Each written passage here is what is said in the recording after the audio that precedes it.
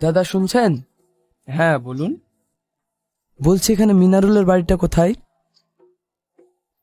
মিনারুল তো অনেকই আছে, কোন মিনারুল? ওই যে বালি পাথরের ব্যবসা করে না?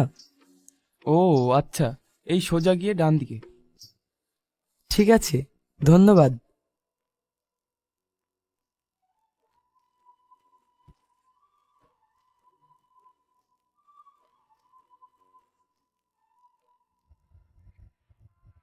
একটা চা দেন তো।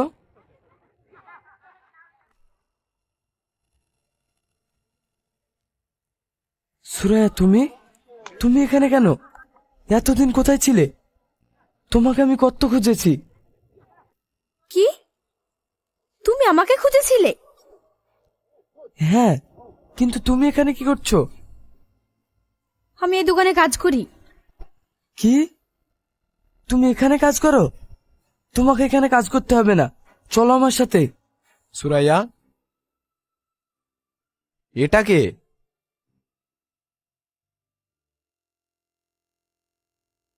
ইনি ইনি হচ্ছে সেই মানুষ যে সময় ওনাকে আমার পাশে থাকার কথা ছিল, কিন্তু সে সময় উনি আমার পাশে ছিল না।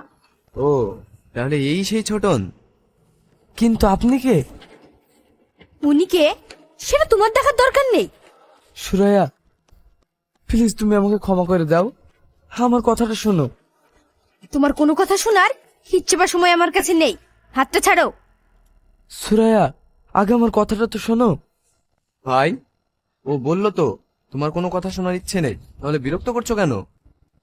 দেখ, তুই আমাদের মধ্যে নাক গলাস না, না হলে কিন্তু খুব খারাপ হয়ে যাবে।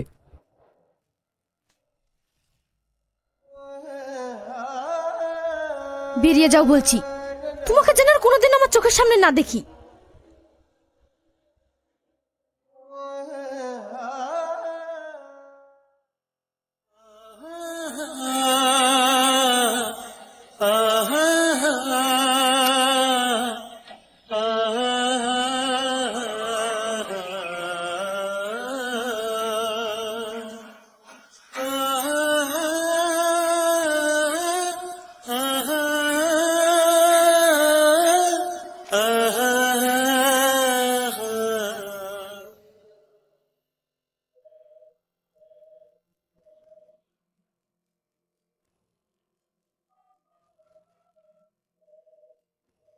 সুরাইয়া, কি রে, কি হয়েছে? কই, কিছু হয়নি তো। কিছু হয়নি বললেই হবে? শরীর খারাপ নাকি? আরে না, কিছু হয়নি। দেখ, আমি তোর মা, আমার কাছে কিছু লুকাস না। বল কি হয়েছে?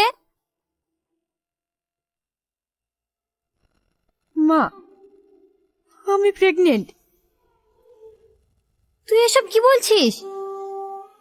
হ্যাঁ মা, আমি ঠিকই বলছি। কে সেই ছেলে, বল আমাকে। মা, ছোটন। কি? ছোটন? হ্যাঁ। তুই তো বলতি ছোটন তোর বেস্ট ফ্রেন্ড।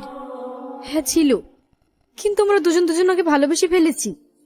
এখন তুই কি করবি? এসব কথা যদি তোর আব্বা শোনে, তাহলে তোকে তো মেরে ফেলবে, তার সঙ্গে সঙ্গে আমাকেও মেরে ফেলবে। মা, এখন আমি কি করব কিছুই বুঝতে পারছি না। কি করবি মানে? ছোটনকে ফোন কর, দিয়ে সব খুলে বল। ও ফোন তুলছে না। তাহলে ওর কাছে গিয়ে বিয়ের কথা বল। যদি বিয়ে না করে, তাহলে তোর জন্য এবারে দরজা চিরদিনের জন্য বন্ধ।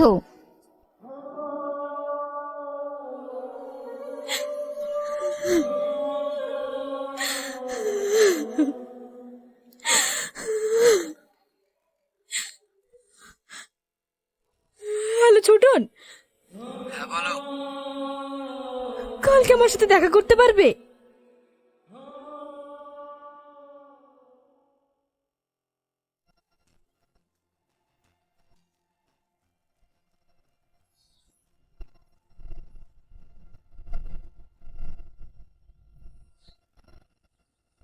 তুমি চলে এসেছো, বসো।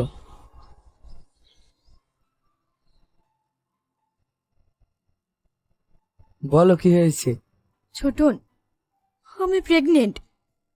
হো, এই ব্যাপার, এইসব নিয়ে তুমি এত টেনশন করছো? পাগলি।